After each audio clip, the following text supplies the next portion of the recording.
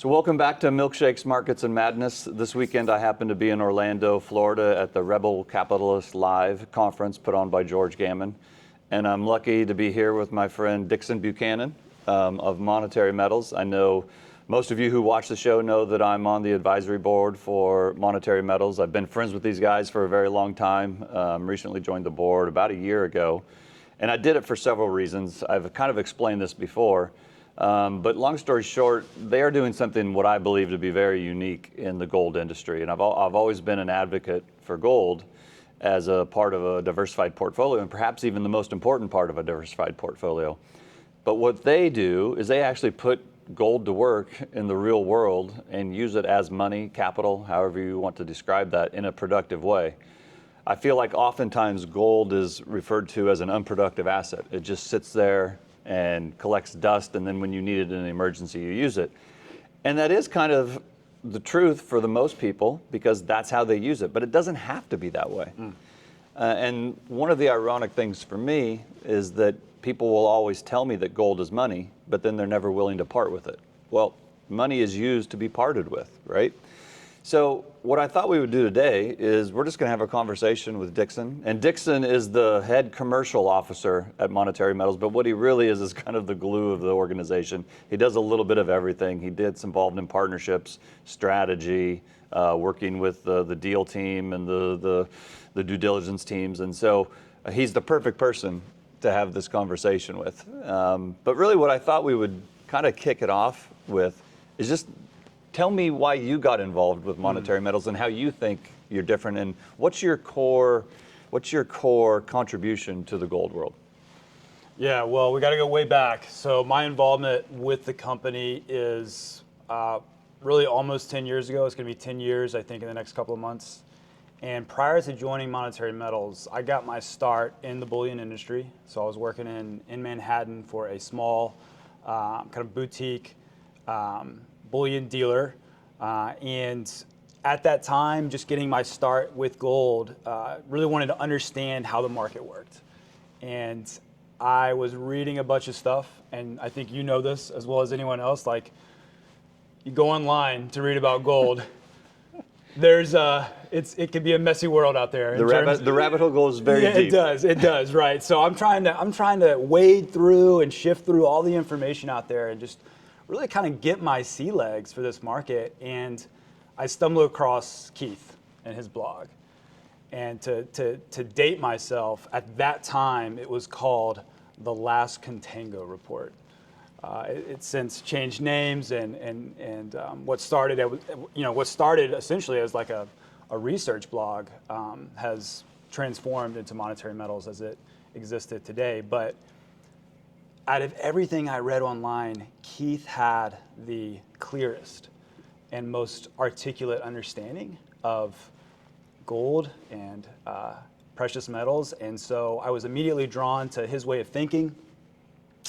And early days, he was talking about the need for gold to be productive, the need for gold to generate a yield. And to your point, if gold is ever to become money, if it's ever going to fulfill that function again, it has to flow. That's right. It has to flow. And so what is it that could make gold flow? What is the thing that would, wipe the dust away from the bars in the vault and get them out of the vault and circulating in the economy? And to his credit, his insight was yield. If gold produced a yield, that would put gold in motion. And once I understood that core idea, I think my immediate reaction was, this has legs. This is really innovative. This is something I want to be a part of. And that was, again, almost 10 years ago. Developed a relationship with Keith and officially joined the firm in the summer of 2016. So I think you make a very good point there. On the one hand, everybody knows that gold is a very liquid asset, but very few people are willing to liquefy it. Yeah. And if you're ever going to use gold, money is liquidity, right? And if you're not willing to make your gold liquid, then it's never going to be money. Right. Where it's never going to serve that function, as you talk about. The other thing that I think is important to understand is you're not advocates for selling all your gold and making it all productive. I think a lot of times when people initially come to monetary metals and well, how do you generate a yield? Well, we lease it out or we lend it out. Oh, I don't want to lend out my gold because then in a crisis I don't have it. Well, that can be a different part of your portfolio that you keep. It's in the vault, it's locked away, you don't touch it. It's your non-risky or your non-counterparty solution. Right. But if you want to have exposure to gold and you believe that gold can be money again and is it plays an important function in a historical basis and potentially in a future basis, there's another part of your portfolio that can still be exposed to gold. It's still your legal property. It's just sitting in a different place and it's being put for productive use. And not only is it producing something for the investor, but it's producing something for the person that borrowed it. That's right. Yeah. So can you explain to a little bit about who it is that's borrowing the gold, how they are then putting it to productive use, how that brings economic prosperity back to them, and then they bring the gold back to you? Because I don't think people fully understand who you're giving it to, how they're using it, and the economic output that lending generates to the overall economy. Yeah, 100%. I'm going to answer that question, but I want to kind of go back to something you said, which is just it's funny, and I've seen this over the course of my career. It's like, we're coming to the market with something new. This is a fundamentally new product, a new opportunity. The almost, well, at this point, I guess 5-decade-long, 6-decade-long objective. I'm sorry, not objective, but like major criticism of gold is it doesn't produce a yield. So this is new to a lot of people, and I think whenever something new hits the market, it's just there's a learning curve that has to happen. But it's funny. I've seen this so many times. It's like I think it's what I've seen is there's a lot of interest in the product, a lot of interest in the idea of earning a yield on gold, but no one is saying, certainly not us. We are not saying put all your gold with us, right? Or like all your gold has to be earning a yield. No. Like you don't put all your cash. Like there's cash management, right? It's not all under the pillow. It's not all in long-term fixed income, right? We're not saying like throw all the kind of basic principles of portfolio thinking out the window. Rather, we are another option that I would say is filling a void, right? It used to be there's gold in the vault, you pay to store it. Maybe you play with options, derivatives, miners, like you go up the risk curve with gold, right? There's a massive middle there where there's nothing, right? One way to think about what we do is filling that middle. Now you can own the metal, earn an income on it. You can do that through our leasing or our lending and different risks and returns there. But all that to say, just before I get into the nitty gritty, as it were, like we're not solving all the world's problems. Like I think we're making a significant contribution. Like I like to say, like we're making a dent, but this is not the end all be all. It's another tool in the toolkit. And I think it's highly complementary to any other wealth building strategy that you're running with gold, with other assets. So with that as backdrop, let me answer your question. Why and what is the economic benefit to the end lessee, right? That was your question, like sure. The company that's leasing the metal from us, from our clients ultimately. What is the value to them? So this is the most asked question we get. I think it's probably the steepest grade in that learning curve. So I'm going to do my best here. But to me, my favorite way of answering this is just to take like an analogous market and apply it to what we're doing. So leasing of inventory. That is a common practice in the business world. You see it in a lot of industries. Let's take the car industry, right? So you drive up, you want to buy a car. You drive up to the dealer. There's hundreds of cars on the lot, right? Who owns those cars? Does the dealer own them? Well, maybe. But if the dealer owns them, they got to finance that inventory some way. Equity capital, debt capital, or they can lease it.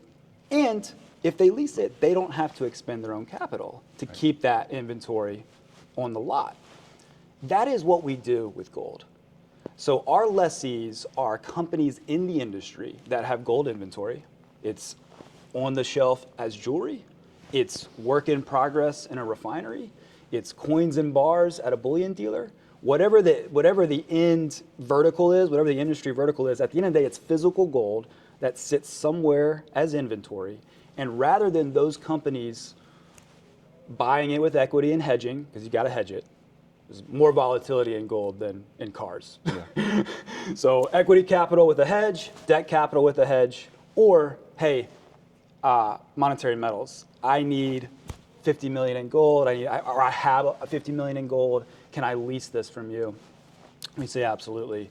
And so we're now the owners of that gold.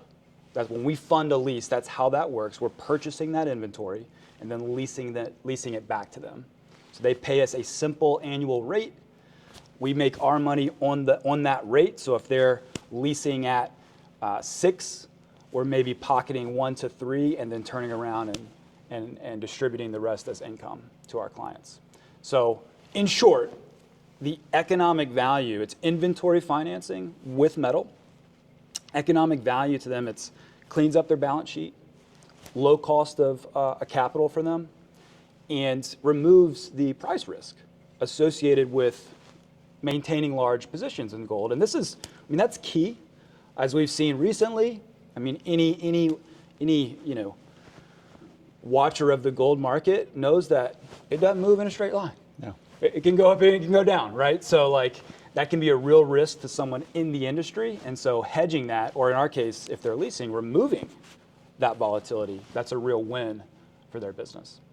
And where do you see both the majority of the demand, or your clients who place metal with you to then be leased out, number one, and then number two, the lessees, the people that are either borrowing or leasing the gold from you, where are they located? Is it mostly U.S.? Is it mostly international?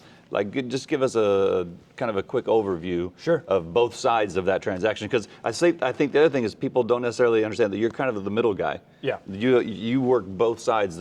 You work with the other bullion companies. You work with jewelry manufacturers. You work with refiners. But then on the other side, you have probably anything from individuals to companies to other bullion dudes who are actually loaning you the money or the gold as well. Yeah. Well, we use those terms interchangeably, so that's perfectly acceptable here. But yeah, no, absolutely. So we operate what we call the gold yield marketplace, and that marketplace has multiple sides, and each side of the marketplace has different composition to it. So just kind of give you the flyover. We are the marketplace for gold yield, and so you come to Monetary Metals to get gold yield. We just talked about how that yield is generated, which is by the leases and or loans that we make to the industry. So on one side of the marketplace is, call it the industry-facing side. So that's the lessees, the borrowers. That could be jewelry companies, refiners, bullion dealers, recyclers, chemical manufacturers, which is another kind of major industry vertical, potential customer for leasing. And then on the debt side, any company with a gold income, which miners are kind of the obvious borrower, but that could include, a precious metal company that's looking to expand. Like maybe you want to build a new vault or a new depository. Like that's a potential borrower on that side of the market. So that's the industry-facing side. That's who we're financing. That's who we're lending or leasing to. On the other side is the investment-facing side. Now, these are the individuals and or institutions that like the idea of earning a yield on their gold. That side of the market could span anywhere from individual retail investors, with 10 ounces. Like that's our stated minimum, 10 ounces of gold. So if you got 10 ounces of gold, you can participate on our platform and put that gold to work. It also spans all the way up to institutions. We have an increasing number of institutions coming to our platform. The idea of a yield on gold is attractive not just to the hard money advocate, it's attractive to large institutions who have, for whatever reason, an income mandate. Maybe they're long gold generally, and this is a way to diversify their gold position inside of a broader asset allocation strategy. And I think there's, if you get into that part of the world, like you can cut that up a bunch of different ways, right? So traditional banks, private funds, and increasingly in the tokenized asset space. So they're seeing a lot of interest, a lot of activity in that space as well. So we are a global company headquartered in Scottsdale, Arizona. That's where the company's founded, but we now have offices in Dubai and personnel, monetary metals personnel all over the world. So we do business everywhere there's gold. And the great thing about gold is there is gold everywhere. Yeah. So that's and has there been a steeper educational learning curve? Because you've kind of introduced this to the market. It wasn't really, I mean, it's sort of there, but not really, right? Yeah. So was it easier to overcome certain things in the U.S. versus overseas, or vice versa? Or my guess is that it's a little bit more accepted and understood overseas than it is in the United States. That's a great point, and I would say by and large that is true. I think it's funny. On the retail side, most of our clients are U.S. I mean, that's where we started. A lot of our marketing has been to the U.S. market, but we are increasingly seeing more growth outside the U.S. And I think it gets to your point. Like here in the United States, gold it's underowned, it's underutilized, it's often misunderstood, even by the actual owners of gold, right? So I think there's a lot of headwinds on that side. Whereas if you go, just call it to the Eastern Hemisphere, it's the complete opposite. I mean, there are countries in the Middle East, for example, that keep their books in gold. And so for a company like ours that is doing everything, every transaction we do is denominated in ounces and payable in ounces. That's an easy match, right? Conceptually, but also, commercially as well. So I think that's a good point to make. I think there's been a couple people who I've spoken to about monetary metals, and they're saying, yeah, I could loan out my gold, and then they give me back, the average interest rate I think currently is around 4%. Is that fair?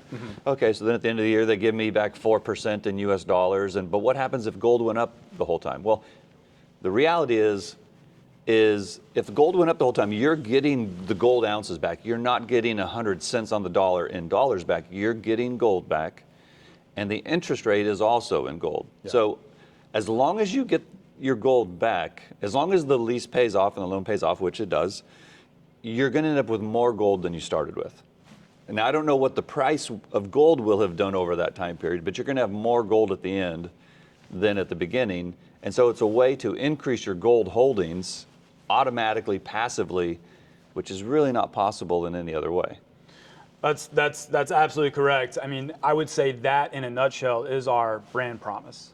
Like, if you become a monetary metals client, what do we want for you at the end of the day, at the end of this relationship? We want you to have more ounces than when you started. Like, that's it. We do that in a number of different ways. We have different products that deliver on that brand promise, but that is what we offer to the world. As I said earlier, that doesn't solve all the world's problems, but I think it makes a dent. Especially Brent, and I'm gonna dip a toe into your world here, into the macro world. But my oversimplified view of things, we've been without the ability to simply save and compound capital. We've had to, for a number of reasons that you're much better, more articulate spokesperson for. We've had to go out the risk curve. Yeah. Like the average family, whether it's in the United States or globally, like everyone's going out the risk curve. This simplified way of saving and accumulating capital and compounding that capital has become harder and harder and harder. One way to think about what we're doing is bringing that back. It's gold. We don't have any of the mess associated with debt-based currencies, right? Gold's been around for many years. It's going to stay around for many more years. Civilization doesn't move if you take all the assets and you hide them in a cave.